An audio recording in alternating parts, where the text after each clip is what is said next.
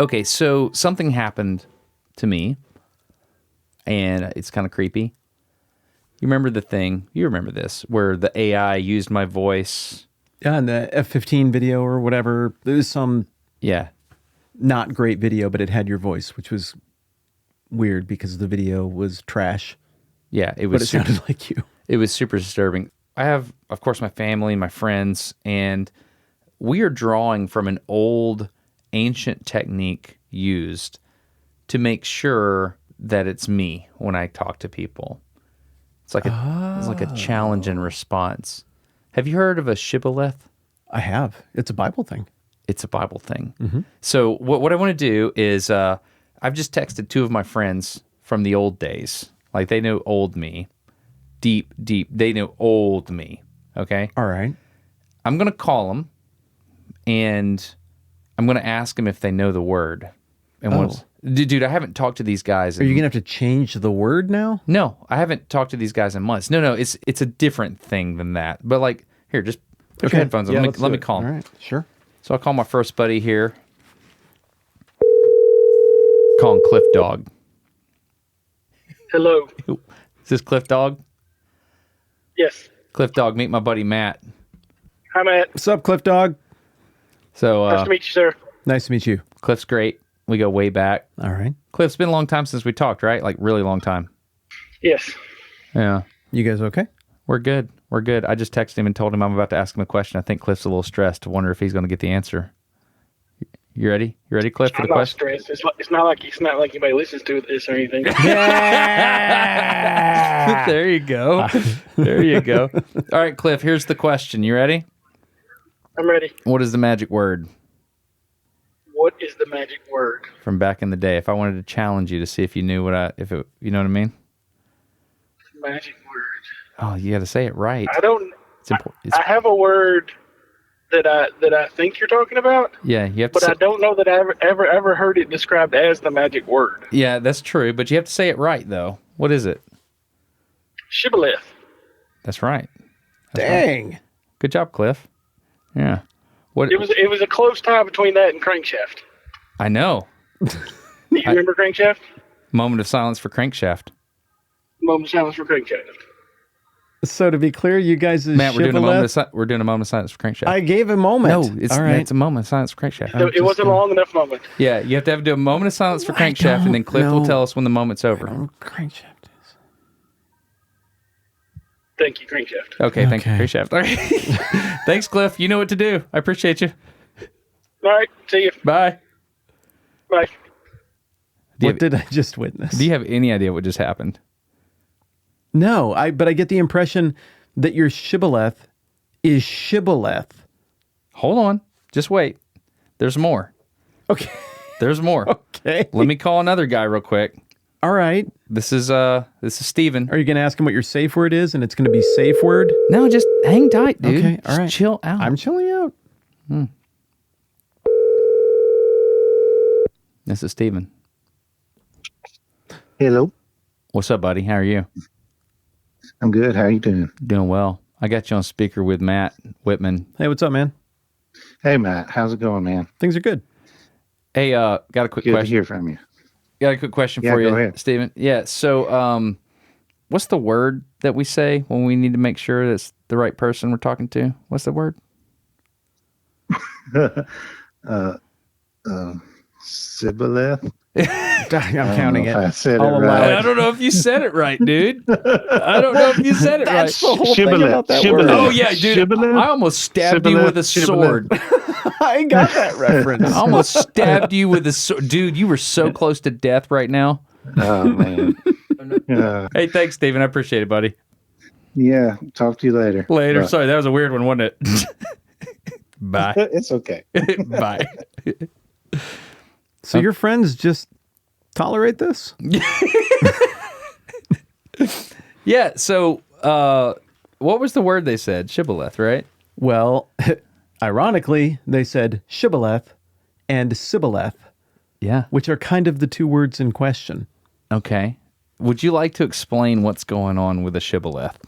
Yeah. Can I use your Bible? Yeah, where's that? Grab it. I got this.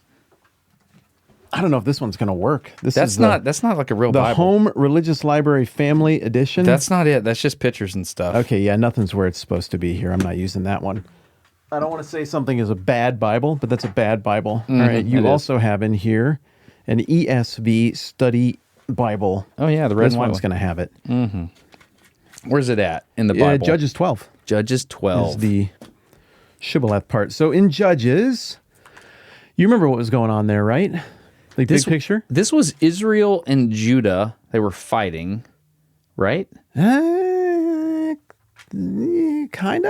I mean, are you from the tribe of Ephraim? There you go. That's what it is, so right? just Judges, big picture, like what's happening in that part of the Bible. Oh, is it toward the beginning or is it toward the end? Well, everybody did what was right in their own eyes. This was before there was a king. Yeah. And this is where, people were just doing crazy stuff. And so these judges rose up and they were judging Israel. Like they were making sure everything was right. But it was a time of upheaval. Yeah. And I just know that there was this one time where the baddies were from Ephraim, right? Right. Okay. So they were fighting with themselves then. It's kind of like a civil war, right? Kind of. Yeah, they had a few of those. There's another one in Judges 19 that gets started with the Benjamites. So the deal with this time is that the whole Red Sea thing, Moses and escaping Egypt and all of that has happened. Mm-hmm. They set up shop in Canaan. They conquered the land. They live there, but they don't have a king. They've got 12 little tribes, kind of 13, because a couple of them are half tribes. And they all have an allotment of land, and they're trying to do it with no kings, but occasionally, when the behavior gets bad enough, a judge rises up, and the judge is more like Judge Dredd than Judge Judy. It's like that's the first time I've ever tried that out. It kind of works. It's like an enforcer. It's not like a person with a gavel. They're usually militaristic. And these are super fun stories, but there aren't a lot of good guys in Judges. Even the judges are pretty compromised characters, right? What are you talking about? They're not good. Shamgar is amazing. Shamgar gets like 2 sentences. But of screen Shamgar time. killed thousands of people with an ox goad. Okay, but if that's your 2 sentences, how is that going true. to happen? And then you come up and say they weren't great people. No, I'm he never was a gonna do great better than that. person. Okay. But like Samson is a judge. Okay. And he wasn't the best. He liked the ladies. Well, nothing wrong with liking the ladies. He liked the wrong ladies. He liked the wrong ladies. Yeah. So Judges is just a very colorful, very juicy part of the Bible. As you know, it's a chaotic part of the Bible. And Judges 12 is where we get the Shibboleth situation here. Okay. So there's a judge who's risen up named Jephthah. There's a tough after story with Jephthah. It's kind of a bummer as well. But here is kind of one of his moments of cleverness and triumph, right? Do you want me to just read this? Yeah, let's just read the Bible. I got it pulled up here. Just read it to me. Judges 12? Mm-hmm. No, go ahead. Go ahead. How about you do? Hey, let's do what we did back in Sunday school. Like you pick some verses and then I'll do. So which ones do you want? And I'll read. Oh, okay. You read right. 1 through, or I'll read 1 through 3 and then you read 3 through 6. Okay, yeah, let's do that. Okay, right? That sounds great. The men of Ephraim were called to arms, and they crossed to Zaphon and said to Jephthah, "Why did you cross over to fight against the Ammonites and not call us to go with you? We will burn your house over you with fire." Dang. That's a bad day. And Jephthah said to them, "I and my people had a great dispute with the Ammonites. Those are foreigners who are enemies of the Jews. And when I called you, you did not save me from their hand. And when I saw that you would not save me, I took my life in my hand and crossed over against the Ammonites, and the Lord gave them into my hand. Why then have you come up to me this day to fight against me?" You're tracking with what's going on here dramatically? Not really. It's kind of like Braveheart. Remember the scene where all of the nobles of the clans of Scotland agree to fight against the English, but then they get out on the battlefield and some of the snotty, smug, rich nobles, they wave a flag and they all ride off the field and they don't help William Wallace. Whoa. They're going to let him die. Ephraim sold out all of their brothers. Ephraim or Ephraim? I don't know. Say it however you want to say it. They didn't show up. So they're one of the 12 tribes of Israel, right? Yeah, 2 of them are half tribes. So the numbers are a little bit, but yeah, basically 12 tribes of Israel. Okay. And Ephraim, they just, I don't know, if they wanted the revenge or what was going on, you'd have to read the bigger story, but they did not show up. Okay, now that you've said it in plain speak, can I read it again for me? Okay. Sure. The men of Ephraim were called to arms, and they crossed to Zaphon and said to Jephthah, "Why did you cross over to fight against the Ammonites and did not call us to go with you? We will burn your house over with fire." And Jephthah said to them, "I and my people had a great dispute with the Ammonites, and when I called you, you did not save me from their hand. And when I saw that you would not save me, I took my life in my hand and crossed over against the Ammonites, and the Lord gave them into my hand. Why, then, have you come up to me this day to fight against me?" Okay, that explanation helped a lot. Thank you. He's calling BS on them. I see. Like their imagined slight. What? Why didn't you call? I called. Here's the call log. I have receipts. It's that kind of a situation. Interesting. Yeah. Okay, go ahead. All right, and then we pick it up from there. Then Jephthah gathered all the men of Gilead and fought with Ephraim, and the men of Gilead struck Ephraim because they said, "You are fugitives of Ephraim, you Gileadites in the midst of Ephraim and Manasseh." These are other tribes. Mm-hmm. And the Gileadites captured the fords of Jordan against the Ephraimites. And when any of the fugitives of Ephraim said, "Let me go over," the men of Gilead said to him, "Are you an Ephraimite?" When he said, "No," they said to him, "Then say Shibboleth." And he said, Shibboleth, for he could not pronounce it right. Then they seized him and slaughtered him at the fords of Jordan. At that time, 42,000 of the Ephraimites fell. Jephthah judged Israel 6 years. Then Jephthah the Gileadite died and was buried in his city of Gilead. Wow. So is that saying 42,000 dudes came up to this river and were like, "One river crossing, please"? Uh-huh. And they were like, "Wait a second. Are you from the tribe of Ephraim?" Yeah, no. Well, if that's true, why don't you just say Shibboleth? And then if you said it wrong, Wait, what was that? say it again. Wow. Then if you said that, he would just run you through with a sword. Yeah, that was the idea. So they get in this big fight. Now, this is really important because right now there are people who believe in God or religious in some way, and they're like, "I don't like this part of my own religious document very much." There are people who don't like it very much who are like, "I don't like that part of that religious document very much." To be clear, this is awful in the Bible. This era is not really held out. Are you saying the Bible is not commanding us to run people through with a sword if they mispronounce a word? Is that what you're saying? No, the whole big picture of the book of Judges is basically Judges is one test case in whether or not humanity can solve our own problems. The answer is This no. is the libertarian anarchist test case. That's what Judges is. Okay. Everybody does what's right in their own eyes. We tried having a society with one language and building to the heavens with technology. That didn't solve humanity's problems. We tried having a global flood to purge the world of evil to see if we just kept only the good people, then would it be okay? That did not solve humanity's problems. We tried mega empires oppressing people. That did not solve humanity's problems. We tried now complete anarchy, total hardcore, extreme libertarianism. Everybody just handle your own business. And it's worse than ever. So Judges is a test case in that ain't working. So to be clear, Interesting. the reader's supposed to read this and not like it. So whenever I think about the book of Judges, I think about this meme that was sent to me from a friend of mine. And the meme is a Keurig coffee maker. All right. And, it's open and it has a Papa John's garlic sauce.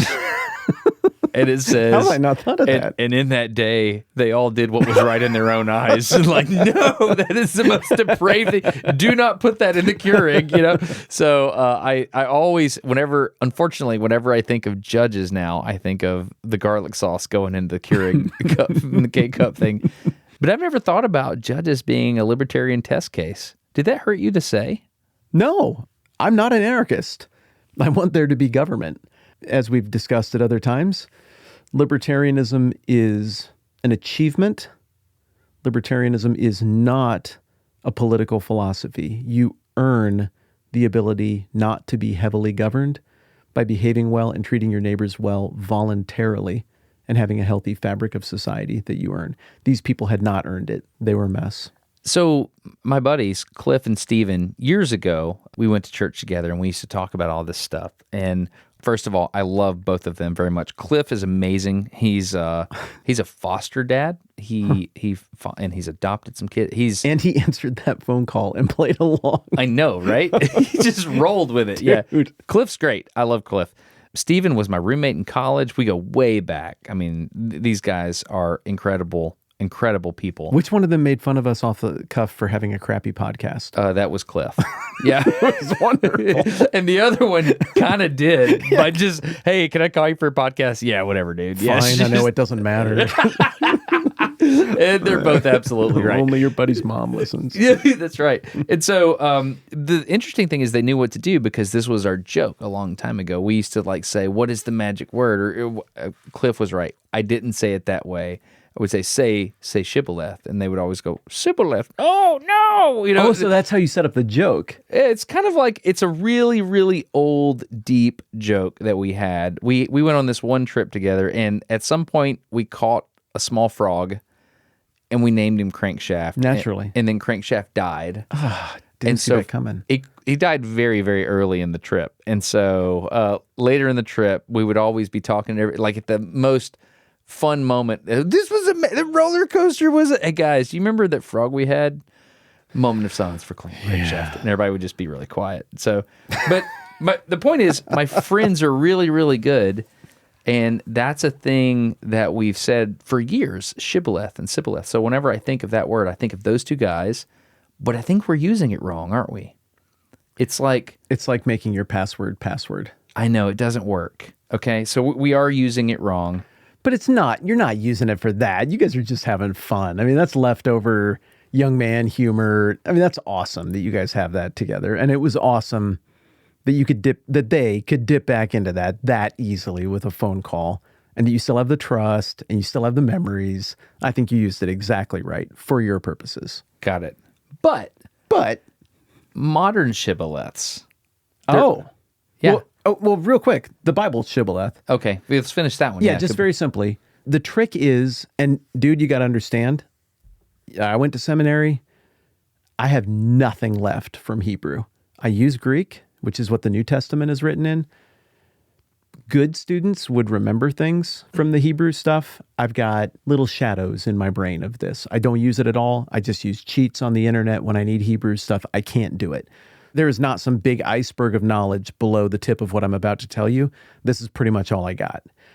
So the letter in question at the front end of Shibboleth, the word just means like corn on the cob, like an ear of corn or a thing of wheat or something, like the head of a wheat stalk. Really? Yeah, I mean, it wouldn't be corn because it's a new world, but like the head of wheat or something. That's what it means? Mm-hmm.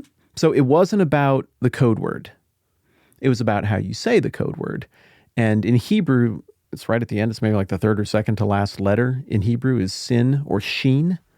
And it looks like Is that where you buy dresses for really cheap on the internet? Yeah, I guess maybe. It looks like a crooked W, kind of. If you can picture, yeah, it just looks like if you took a W and you just sort of tilted it, like gang sign style, about 45 degrees. Not like an E. Or if you took an E and tilted it toward being a W. Okay. Yeah, that's an easy way to picture it. Just imagine. Oh, wait. If you tilted a W I into just an looked E up or the an E into a word for W. shibboleth, and what you're saying, I see that, but it's on the right side of the word. Yeah, It's not on the left side of the word. yeah. So they run it the other way there in Hebrew, but They read right to left. right to left. Yes, I have to put my hands up. All right. So there's like one little accent mark. I don't remember what it's called. Maybe that's a jot or a tittle. I don't know. But there's like a little dot that you can throw over that particular symbol and it changes how it's pronounced. I don't know how ancient that is, but it can make like a s sound or a sh sound. And so there was nothing special about the code word here in this story in Judges 12. It wasn't like, did you hear about the wheat? It was just a word that people always screw up. Now, in our culture today, I don't even want to risk it, but there are people from all over the world. We live in a global society, and we all have sounds our faces are good at making and sounds that are harder for us to make. I have a friend who says frustrated all the time. He's brilliant. He can't say fr. It's just hard for him. So he says frustrated. He knows it's not how you say frustrated. It's just what he does. Interesting. Everybody seems to have trouble saying vegetable and Wednesday. So there's You something don't, about you Northern don't say Europeans. it that way, do you? I do say vegetable and Wednesday. Wednesday? It's Wednesday. It's Wednesday, man. Yeah, except it's just literally not when you look at the spelling of it. But they just mush together. And so every group of people has a thing they say weird when everybody else hears them say it. Yes, that's true. Fair? Yeah. There's words I say that probably every time I say it, you think something.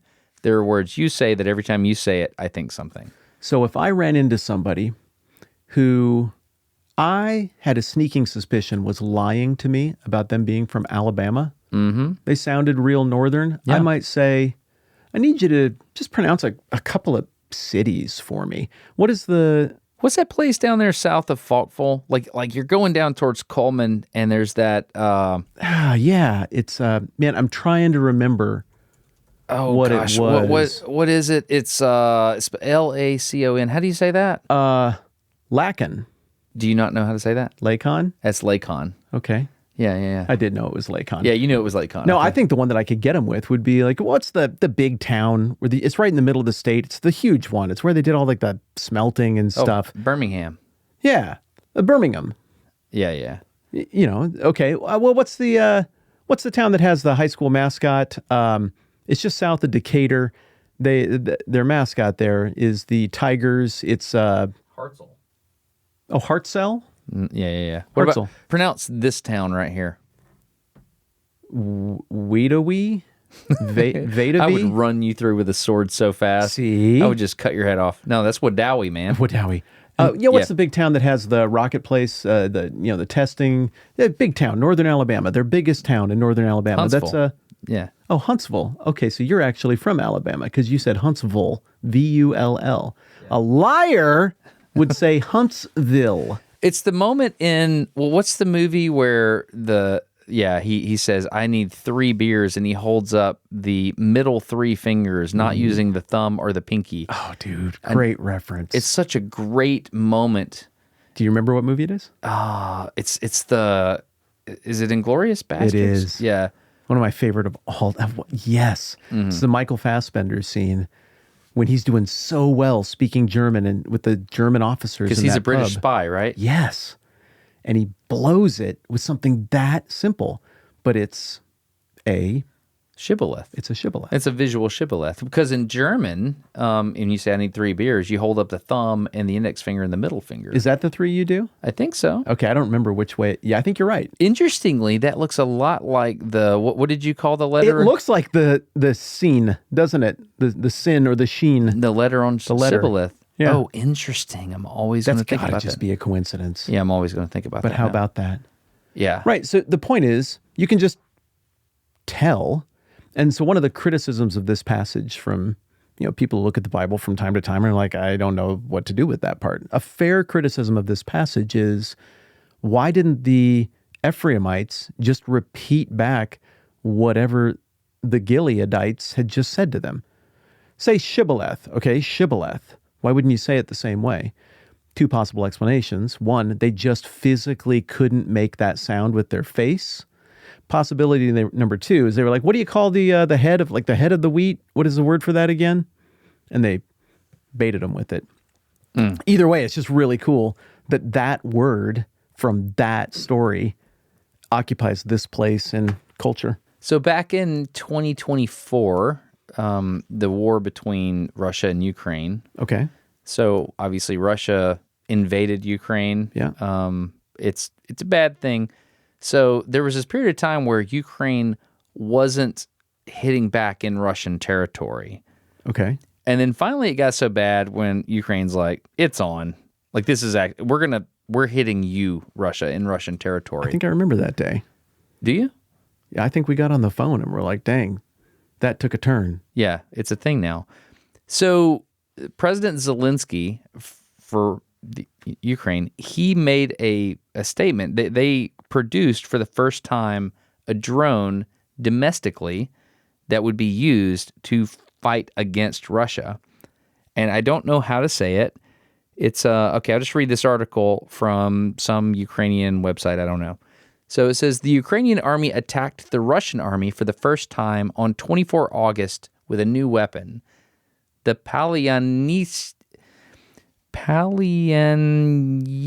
Palyanitsia drone. I don't know. It says the Palyanitsia drone is a traditional Ukrainian bun. This word is difficult for Russians to pronounce, so it is used as the Shibboleth. Really? Yeah. So the name of the drone, they're like, so if you think about it, the Ukrainian people speak Russian, Yeah. but there are very specific things that are Ukrainian culture, not Russian culture. So they're very close, but there are these really razor thin places where it's like, no, you don't know. You're not in on this. And so for whatever reason, they couldn't say the name of this bun, this specific pastry or whatever it is. And so they named the drone that as a way to say, like, this is us. This is our culture. You can't say this word. That's pretty powerful, isn't it? That is powerful. I thought it was fascinating. And the drones were powerful. They were effective. Yeah, Like I'm that assuming they're still particular using them. strike you were talking about, that's one of the ones that targeted like an airstrip or something. I don't know. Is that the same event, or are we talking about something different? I don't know if it's a drone or a missile. Oh, it's a missile. Oh, wow, it is big. Oh, it's a turbojet drone missile system developed by Ukraine during the Russian invasion of Ukraine. Let's see what the range is. 650 kilometers. That's enough to cause trouble. That is a lot. How big's the warhead? This is the missile coming out in me. Flight altitude, magnetic system, INS, GPS. Okay. Maximum speed 900 kilometers per hour. Doesn't say payload weight. I don't know. It's a What's your guess based on the size of the rocket? big. That's a big one. Yeah, I don't know. And what kind of explosive does something like that deliver? It doesn't matter. I'm sure there's several different types. If it blows up, that's great. It I- did what you wanted it to. Yeah, warhead. Let's see. Warhead of a few tens of kilograms. Okay. Another analyst believes the warhead weight's 50 kilograms. That's big, man. So it's interesting that they would name it after a bun. That doesn't make any sense. It's a Shibboleth rocket. Yeah, it is. It's interesting. And this is different than, say, places I've lived in the American West. The two rectangle states. Okay. Which two are those? That's Wyoming and Colorado. Correct. Yeah. So I've lived in both of those for a real long time. In Are Colorado, they pure rectangles? no, they're not. They've got some goofy, tiny little anomalies. Just some Have something to do with surveying water errors. or a river or something? No, nothing like that. We're talking like we thought the line was here, but then it jogs over a little bit. Our bad, we're not changing it now. You have to pinch zoom way in Okay. to see the little glitches in the rectangles, but otherwise they're pretty much just parallelograms made of latitude and longitude lines. Interesting. And Which makes me wonder if they're parallelograms or if there's some kind of arc thing. yeah, they are arc. They do arc. Okay. They got a little hook to them. Okay. So Coriolis. the states look very similar on a map. They look very similar on land when you're there. Wyoming and Colorado, it's the Rocky Mountains. I mean, it looks real similar. Culturally, it looks very similar. But no one in Colorado, if you asked, where do you go to see a movie? Go to the movies. Yeah, but what building is that? Here you would say the movies. So I guess you would probably say something like a theater. A theater. If you ask that question in Wyoming, the answer is the theater. Got it. I don't know why. They're very close. They're very close, but as somebody who's from there, I can tell the difference between an old school Wyomingite and a Coloradoan in that regard. But there's no rivalry between the two. So it's just a funny neighborly quirk in that regard. And this is a question for you because I don't know the ground rules here, is what makes something a shibboleth that it is like the Ukraine-Russia thing? There's a difference of opinion. You're on opposite sides of something. And there's like some kind of deception involved or exposing the truth? Or is it just a fancy ancient Hebrew word for regional variants in speech patterns and habits? Do you think the answer, I don't know the answer to your question. I don't know if it's only a wartime, I guess, could it be, it's mostly used in wartime, isn't it? So is the password element what distinguishes a shibboleth from regional variants? I don't know. I think the shibboleth in the actual story had something to do with how you actually pronounce it. It makes me wonder if I don't want to say that they were not genetically, if they were just unable to do it culturally because of their upbringing. I don't know. Here, Wikipedia has a little button here next to the word shibboleth. Let me see what it says. Shibboleth. Did you hear that? Shibboleth. Shibboleth. Interesting. Shibboleth. There's a little more shibboleth than shibboleth. Shibboleth. Shibboleth. Yeah. That's kind of a funnier word. Hartzell versus Hartzell. Yeah. Yeah. Okay. Is this a shibboleth or not? Let me give you an example. Let's say I go out and buy a Patrick Mahomes wig. I got that little, springy haircut. And I put on a t-shirt that looks like something the kids would wear. Maybe it says music band, because they like bands. Yeah, right. And I grab a skateboard, sling it over my shoulder, and I go to middle school to blend in. Mm-hmm. And I say something like this. Hello, fellow middle schoolers. 6 and or 7, am I right? And I wave my arms back and forth like this. Obviously, they will all know that I said the thing wrong, and I will be exposed. But we're not necessarily enemies. Does that count as a shibboleth? I don't think so. I don't know. That's like, is this person culturally in the know? But a shibboleth is something different. It's like, this is tied regionally to where the person is. Like, this is a very specific subculture, but I think a shibboleth in Judges would have worked against the young and the old.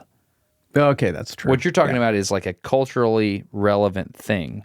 So, for example... But it's in group language. There's a very specific thing I know that is tied to a specific region in Kentucky. This will blow your mind. Have I told you this before? What is it? No, I don't think so. Put your headphones on. I'm going to call another person.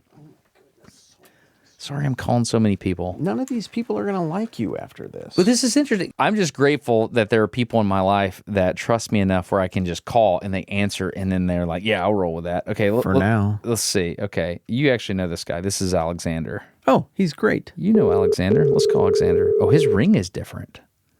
What was that? I don't know. It's very different. Hey, Dustin. What's up, Xander? Hey, I got Matt with me. Do you remember Matt? Hey, pal, how you doing? I do. Whitman. Yeah, Whitman. You remember him? Kind of an odd-shaped head, weird Why would guy. you say things like that? My head is Yeah.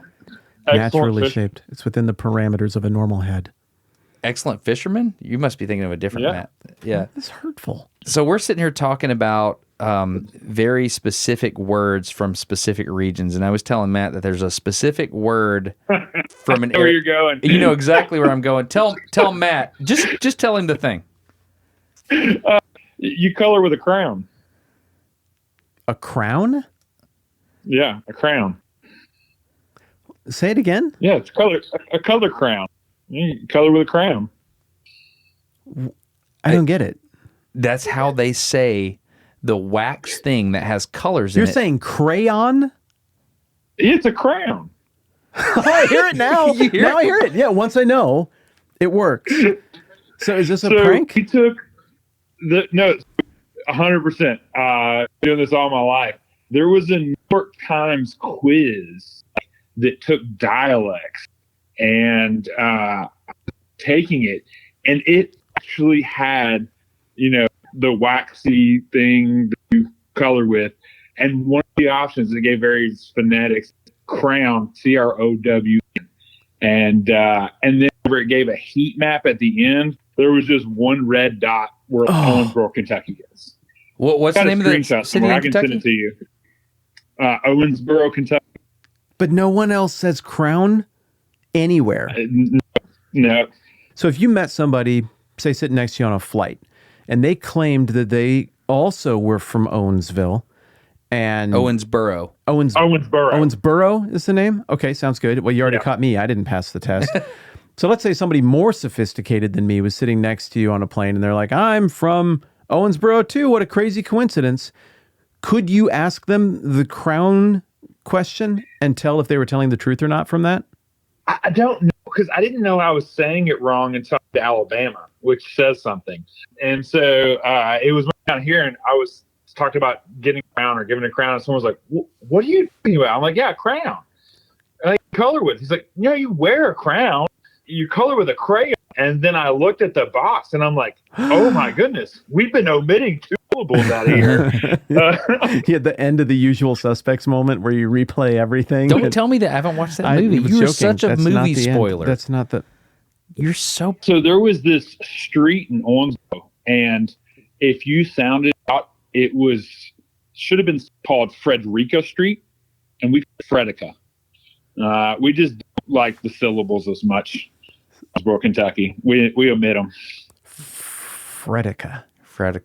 Yeah, you can just do that. We have a fly fishing river that you would love near Lander, Wyoming. It's spelled Popo space Agie. Popo I didn't Eggy? know. It's the Paposia, naturally. What is the matter with you people? So I guess that would be our little local shibboleth. That's pretty good. Hey, Xander, thanks, man. Have fun coloring with those crowns. He was nice enough to answer. Hey, it's a funny thing, and people say things differently in different places, and you never know how you get there. But that's what I grew up calling them. They were crowns. You color with a crown. That's what I call him now, too. We're doing an episode about shibboleths. You know about shibboleth, right? Yeah. And judges. That's what No, we're wait a second. Mephibosheth. Mephibosheth. Oh, that's a good one, too. Mephibosheth. Oh, hey, thanks, Xander. All right, we'll see you. See you, man. But looks like our connection was a little weird there. Sorry about that. What's interesting is he said people from Owensboro, Kentucky delete letters in words, and we were getting a blip in the phone call that was deleting letters in his words. That was funny. Maybe that's why. Maybe it's their phone service. Just collectively over time. So, okay, let me ask you another question about this, and I'm trying to figure out what category shibboleths go in. Is this the first documented use of a password in history? I don't know. Document? I don't know. Let me ask you that a different way then. Would this count if we were compiling such a list? Is it a password? I think it's a little different almost because they're giving you the word and it's like a challenge and response. They give you the word and you have to know what to do with it. Ideally, you don't give them the word. Well, is what makes it a shibboleth that you're going to get it wrong without being prompted the first time? Like you're not going to hear it and you got to guess which way to pronounce it? Or is what makes it a shibboleth that you can't get it right? That you have some sort of limitation? Like the Ephraimites could not say that sound.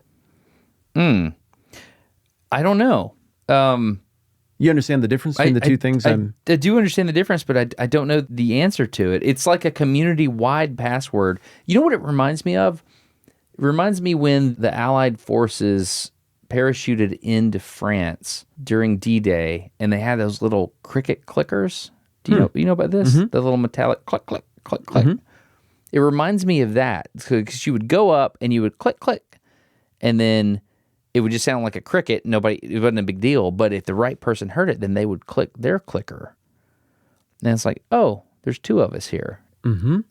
So a shibboleth has some type of component to it where there's are you what I think you are? And then if you know, you know. And if you don't, you don't. I don't know, man. You're right. It's not quite a password, is it? I mean, both examples that we're talking about right now, the thing in Judges 12 and the D-Day situation, it's meant to overcome the fog of war in both of those situations. Mm. So it's different than a password, like to get into a speakeasy or a... Dude, you just took... Okay. All right, man. In missiles. All right. There's this really cool thing called an IFF. International Frequency Confibrillator. It's a confibulator. You're absolutely right. No, it's called... Okay, do you know when Rambo's shooting a Stinger and he's got this really big... You know what a Stinger looks like? Or maybe it was Arnold Schwarzenegger. There's this big missile, and to the side of the missile, there's this big thing that looks like a waffle iron. Yes, I do know what you mean. You know what I'm talking about? Yes. That's an IFF. That's an identification for friend or foe.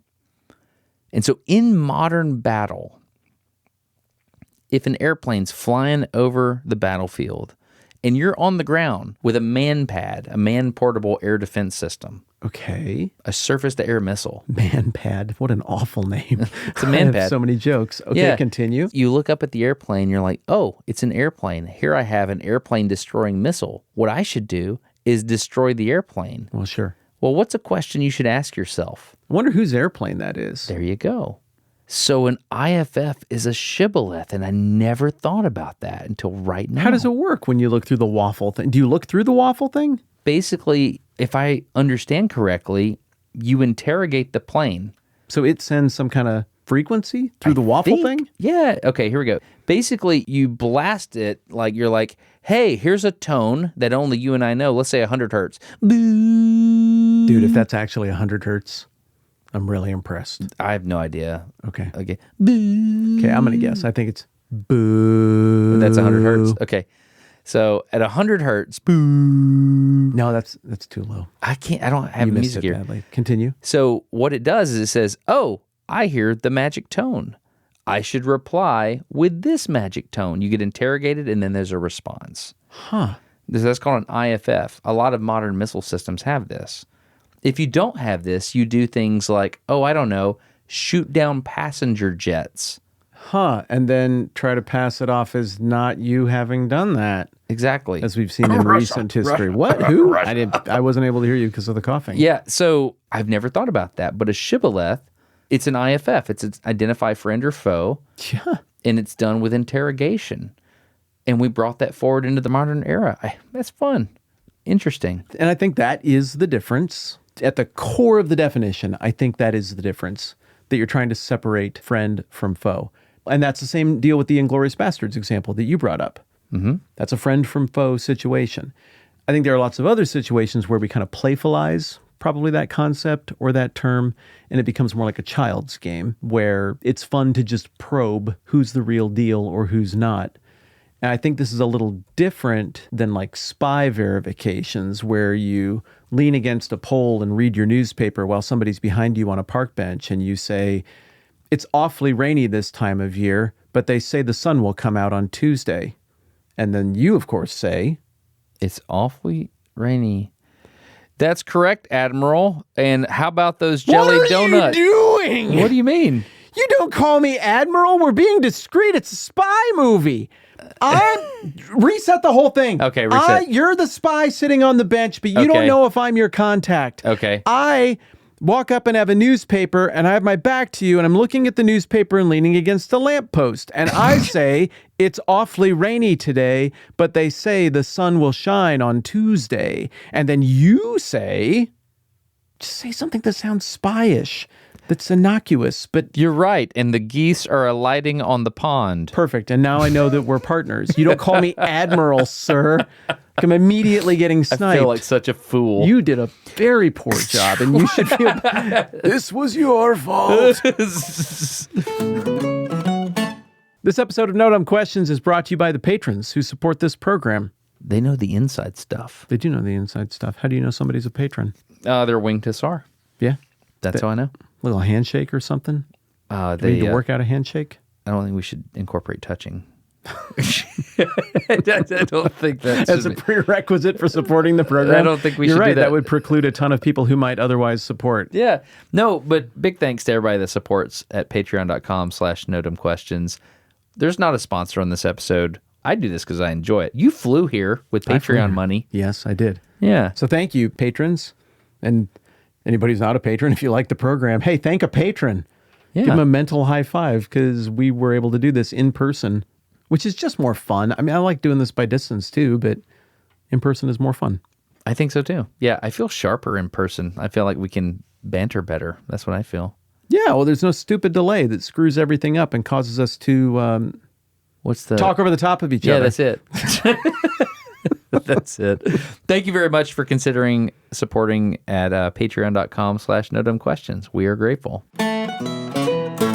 No, it's interesting because IFF, Identify Friend and Foe, has changed over time. It started out with just like, hey, I've got a missile, you got a plane, I don't want to shoot your plane. I'm going to say this thing, and then you reply with this thing. Therefore, I don't kill you.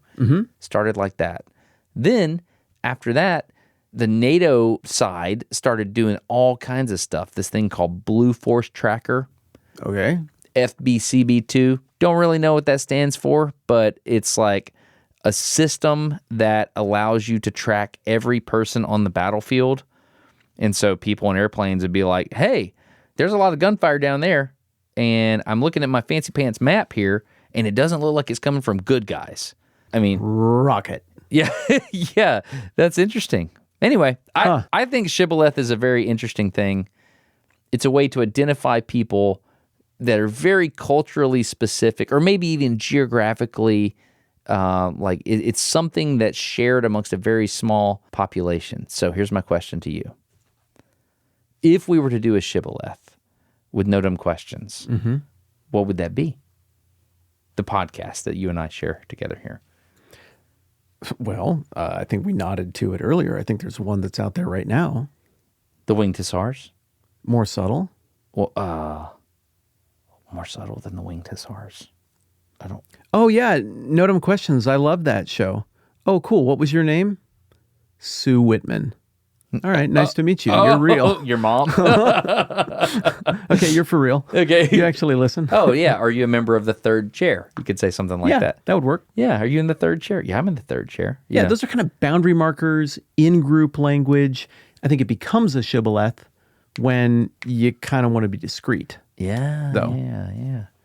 That's cool. That's fun stuff. Yeah, this is real fun. Okay, my last question for you.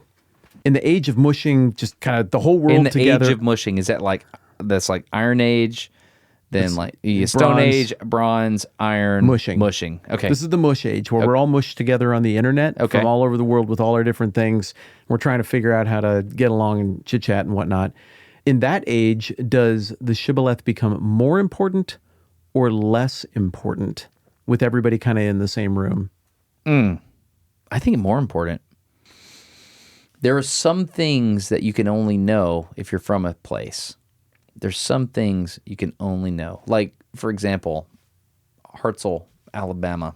In the 90s, you know that the neon lights on the Wavaho sign were never all illuminated at the same time. Wavaho is a gas station down there on the highway. And at any one time, you would have about 4 of the letters from Wavaho. They might just say, wave ho. Yeah. Yeah, okay. Exactly. And every time you go by, you'd be like, I have to. Yeah, you just know it's just not a thing. And so you can say, yeah, what was this like? Or what was that like? But like saying an individual word, that's much harder Yeah. because that stuff can pass on the internet pretty easily these days. So that's not Googleable. Until now it is, because this will be transcribed, and that deal about the Wavaho sign no longer works because it has now been entered into the searchable internet record because of what you just did. Yeah, the joke about the Wavaho sign is if all the lights are ever illuminated on the Wavaho sign, that's one of the signs of the apocalypse. Okay. Yeah, just everybody knows the world's about to end. There you go. So the shibboleth thing in the age of the internet, in the age of mushing, when we're all together, the place you want to go for that is stuff that is ungoogleable, super obscure, local knowledge. Moment of silence for Crankshaft.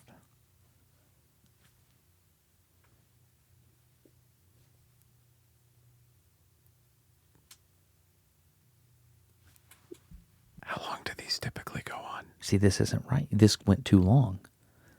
So you just do moment of silence for Crankshaft and you wait like 3 seconds, which you didn't do earlier. So Cliff knew you weren't a real one. So I literally went too fast the first time and I held it too long the second time? Correct. Yeah. I'm clearly not one of your college friends. You're not. So about 4 or 5 seconds. Now you know. You want to try?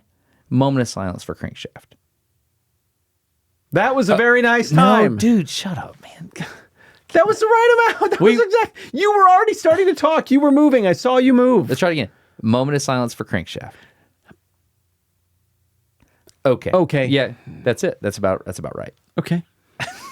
But you still know I'm not one of your college roommates. You might be now. Okay.